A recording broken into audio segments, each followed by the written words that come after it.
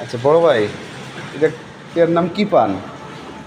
এটার পান হচ্ছে আপনার মর্যাদাবান পান। মর্যাদাবান? মর্যাদা মানে এটা অনেক মর্যাদা। হ্যাঁ, এটার অনেক মর্যাদা, কারণ এই পান খাবে যে নিস তিনি অনেক মর্যাদাবান লোক।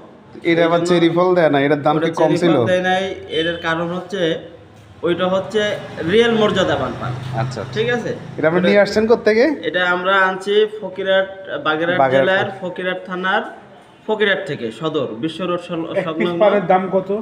ওই দোকানদারের নাম আগে ছিল পেঁচা, পরে উনি পানে অনেক টাকার মালিক হয়ে যাওয়ার জন্য পরে ওনার নামকরণ করা হয়েছে সোহেল।